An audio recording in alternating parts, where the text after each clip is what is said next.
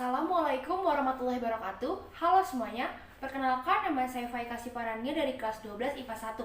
Hari ini saya akan mempresentasikan materi biologi mengenai DNA, RNA, dan sintesis protein. Nah, sebelum saya masuk ke materi inti, marilah kita ketahui dulu apa itu substansi genetika. Substansi genetika merupakan materi yang berperan dalam konsep pewarisan sifat dari induk ke keturunannya. Nah, materi tersebut berupa konsep gen, DNA, kromosom, hubungan gen dengan DNA, RNA, polipeptida, dan proses sintesis protein. Selanjutnya, saya ingin menjelaskan juga mengenai pengertian dari kromosom, struktur kromosom, dan bentuk kromosom. Mengapa saya ingin menjelaskan tentang hal ini? Hal ini karena kromosom memiliki relasi atau hubungan dengan DNA. Untuk itu, yang pertama yaitu apa itu kromosom? Kromosom ini bisa dibilang sebagai kumpulan dari DNA dan protein histon yang terkondensasi. Maksud dari terkondensasi di sini adalah bagaimana caranya DNA dan protein histon dikemas sedemikian rupa sehingga muat dalam suatu sel. Selanjutnya, yaitu ada struktur kromosom. Struktur kromosom itu terdiri dari 7 bagian. Yang pertama ada sentromer, terletak di bagian tengah kromosom, tempat melekatkan lengan kromosom. Yang kedua ada kinetokor, bagian pada sentromer yang merupakan tempat melekatnya benang-benang spindel pada pembelahan sel. Selanjutnya yaitu yang ketiga ada telomer, yaitu bagian terujung kromosom, berfungsi untuk mempertahankan kestabilan kromosom saat pembelahan sel serta untuk melindungi kromosom. Lalu yang keempat ada matriks, yaitu materi pengisi kromosom. Yang kelima kromonema, yaitu lengan kromosom yang mengandung kode gen atau genom. Lalu yang keenam yaitu kromomer, yaitu struktur manik-manik tempat terdapatnya lokus atau tempat gen yang mengandung kode gen. Selanjutnya yang terakhir yaitu satelit, yaitu bagian ujung kromosom berbentuk bulatan akibat konstruksi sekunder atau lekukan sekunder. Lalu, tipe-tipe bentuk kromosom, yaitu ada 4. Yang pertama metasentrik, merupakan kromosom yang sentromernya itu terdapat tepat di tengah kromosom. Jadi ibaratnya seperti saat kita membagi dua bagian kromosom secara sama rata. Yang kedua yaitu submetasentrik, merupakan kromosom yang letak sentromer itu mendekati bagian tengah, tetapi tidak pas di tengah-tengah, melainkan menuju ke ujung, sehingga kromosom ini terlihat panjang sebelah. Yang ketiga ada akrosentrik, merupakan kromosom yang sentromernya terletak di antara tengah dan ujung lengan. Lalu yang keempat ada telosentrik, merupakan kromosom yang sentromernya ada di ujung kromosom, tepat di ujung kromosom. Lalu yang selanjutnya ada macam-macam kromosom. Yang pertama ada autosom atau kromosom tubuh, terdiri dari 44 buah atau 22 pasang, berfungsi menentukan warna rambut, warna kulit, bentuk tubuh, dan semua yang terlihat pada tubuh seseorang. Yang kedua ada gonosom, yaitu kromosom seks yang terdiri dari 2 buah atau 1 pasang, berfungsi untuk menentukan jenis kelamin seseorang. Pada laki-laki memiliki kromosom X dan Y, sedangkan pada perempuan memiliki sepasang kromosom X. Lalu, saya akan menuju ke materi inti, yaitu DNA. DNA atau deoksiribonukleik asid adalah suatu asam nukleat yang menyusun gen di dalam inti sel. Di dalamnya tersimpan segala informasi biologis dari setiap makhluk hidup. Nah, tidak hanya di dalam inti sel, DNA juga terdapat di dalam mitokondria, kloroplas, sentriol, plastid, serta sitoplasma. Selanjutnya, saya akan menjelaskan pula mengenai struktur DNA. Namun, sebelum kita masuk ke penjelasan mengenai struktur DNA, saya akan menunjukkan dulu bagaimana ilustrasi dari struktur DNA. Inilah ilustrasinya. Lanjut ke penjelasan struktur DNA. DNA terdiri dari 2 pita panjang yang saling berpilin, membentuk suatu heliks ganda dengan setiap pitanya merupakan suatu polimer dari ratusan hingga ribuan nukleotida. Nah, setiap dari nukleotida ini terdiri dari yang pertama gula pentosa deoksiribosa atau gula pentosa beratom 5C yang kehilangan satu atom oksigen. Lalu yang kedua ada gugus fosfat yang terikat pada atom C nomor 5 dari gula pentosa. Yang ketiga ada basa nitrogen yang terikat pada atom C nomor 1 dari gula pentosa. Nah, basa nitrogen pada DNA ini adalah basa purin dan basa pirimidin. Basa purin terdiri dari adenin A dan guanin G, sedangkan basa pirimidin ini terdiri dari timin T dan sitosin C. Adenin berpasangan dengan timin dan guanin berpasangan dengan sitosin. Lalu, fungsi dari DNA. Yang pertama yaitu membawa informasi genetik, yang kedua memiliki peran dalam pewarisan sifat, yang ketiga mengekspresikan informasi genetik, yang keempat yaitu menduplikasikan diri atau bereplikasi, yang kelima menyintesis molekul kimia lain. Lalu yang selanjutnya adalah replikasi DNA. Replikasi DNA yaitu suatu proses penggandaan DNA sebagai materi genetik makhluk hidup. Proses ini sangat penting dalam tahapan perkembangbiakan atau pembelahan sel, tepatnya pada fase S siklus sel. Materi DNA yang telah digandakan kemudian akan dibagi ke masing-masing sel anakan yang baru.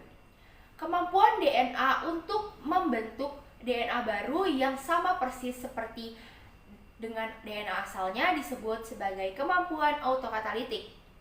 Lalu, kemampuan DNA membentuk molekul kimia lain dari salah satu atau sebagian rantainya disebut sebagai heterokatalitik.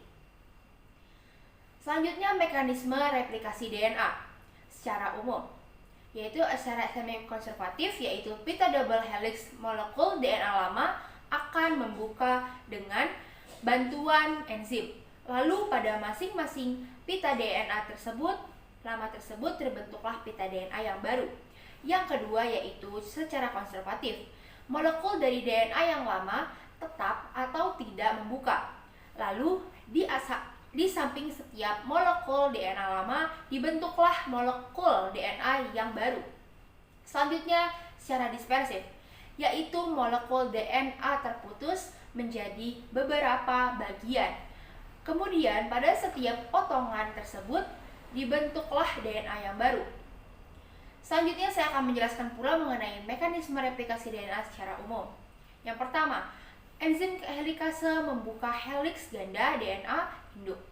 Lalu yang kedua, protein pengikat untai tunggal menstabilkan DNA induk yang terbuka.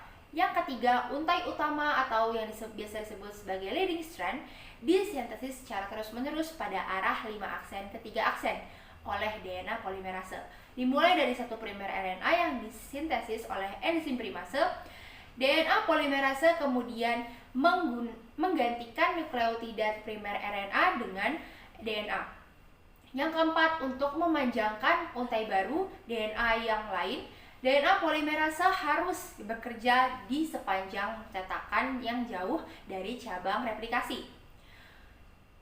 Untai ini juga disebut sebagai leading strand atau untai lambat dan disintesis secara tidak kontinu.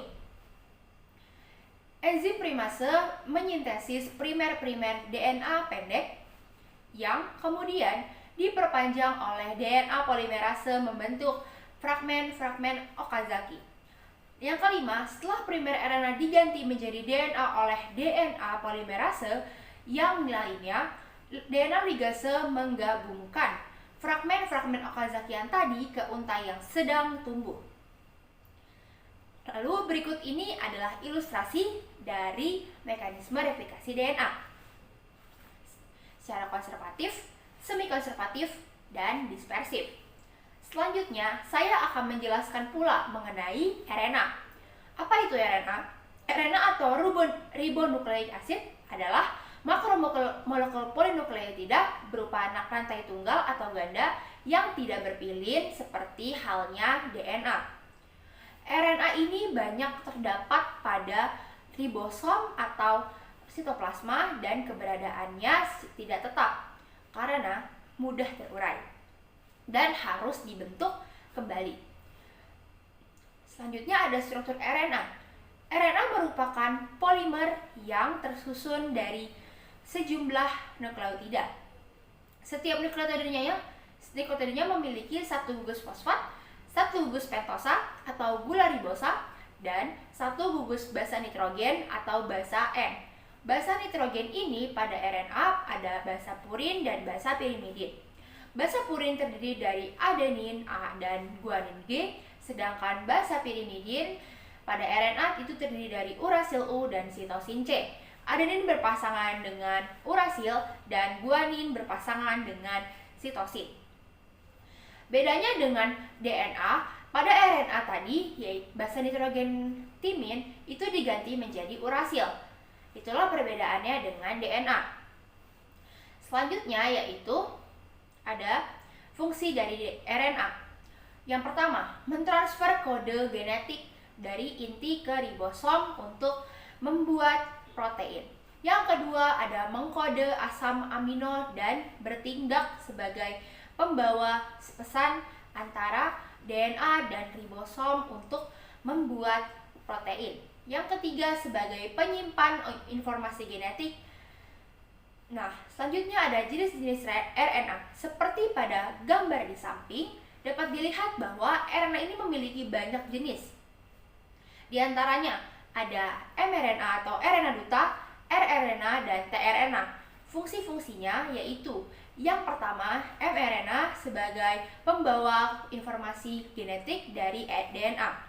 Yang kedua ada rRNA. RNA ini dibagi menjadi dua, yaitu ada rRNA subunit kecil yang berfungsi sebagai tempat melekatnya mRNA serta rRNA subunit besar yang berfungsi sebagai tempat melekatnya tRNA dalam membentuk polipeptida. Lalu yang terakhir ada tRNA yang berfungsi sebagai pembawa asam amino spesifik. Selanjutnya saya akan menjelaskan kembali jenis-jenis RNA secara rinci. Yang pertama ada messenger RNA atau mRNA atau RNA duta. mRNA adalah polinukleotida yang berbentuk pita tunggal, linear, dan disintesis oleh DNA di dalam nukleus. mRNA berupa rantai tunggal yang relatif panjang. Panjang pendeknya mRNA ini berhubungan dari panjang pendeknya rantai polipeptida yang terbentuk. Urutan pada rantai asam amino yang menyusun rantai polipeptida tersebut sesuai dengan urutan kodon yang ada dalam molekul mRNA yang bersangkutan. mRNA bertindak sebagai pola cetakan dalam pembentukan polipeptida. Setiap molekul membawa salinan urutan DNA yang ditranslasikan dalam sitoplasma menjadi satu rantai polipeptida atau lebih. Fungsi utama mRNA adalah membawa kode-kode genetik dari DNA di inti sel menuju ke ribosom di sitoplasma. mRNA dibentuk jika dibutuhkan dan jika tugasnya adalah selesai, lalu dihancurkan dalam plasma. Selanjutnya yang kedua ada transfer RNA atau tRNA. tRNA dibentuk dari dalam nukleus, tapi menempatkan diri dalam sitoplasma. tRNA merupakan RNA yang terpendek dan bertindak sebagai penerjemah kodon dari mRNA. tRNA memiliki proporsi nukleosida yang lebih tinggi, yang relatif lebih tinggi. Transfer RNA atau transfer ribonukleik asid atau asam ribonukleat transfer adalah molekul yang menginterpretasikan pesan genetik berupa serangkaian kodon yang di sepanjang molekul mRNA dengan cara mentransfer asam-asam amino ke ribosom dalam proses translasi. Yang ketiga ada ribosomal RNA atau rRNA. rRNA adalah ribosom yang mengandung protein dengan massa yang hampir mirip. Molekulnya berupa pita tunggal, tidak bercabang, dan fleksibel. rRNA terdiri dari 80% total RNA yang dalam sel dan pada sel-sel tidak memiliki inti sejati yang terdiri dari beberapa tipe RNA yaitu 23S rRNA, 16S rRNA, dan 65S rRNA. Jenis ini berfungsi sebagai penyelaras atau mesin perakit polipeptida yang bergerak ke satu arah sepanjang mRNA selama sintesis protein. Setelah itu, mari kita lanjutkan ke subbab berikutnya yaitu mengenai sintesis protein. Apa itu sintesis protein? Sintesis protein merupakan proses penyusunan asam amino berdasarkan kode genetik yang terdapat pada DNA, yaitu berupa urutan basa nitrogen. Proses dari sintesis protein ini dibagi menjadi dua tahapan, yaitu ada transkripsi dan translasi. Yang pertama yaitu transkripsi. Transkripsi adalah proses pencetakan RNA oleh DNA. RNA yang terbentuk dibedakan menjadi 3, yaitu tRNA, mRNA, dan rRNA. Urutan asam amino akan ditentukan oleh basa nitrogen yang menempel di rantai mRNA. Proses ini terjadi di nukleus dan melibatkan enzim RNA polimerase. Transkripsi terdiri dari 3 tahap, yaitu ada inisiasi atau permulaan, elongasi atau pemanjangan, dan terminasi atau pengakhiran.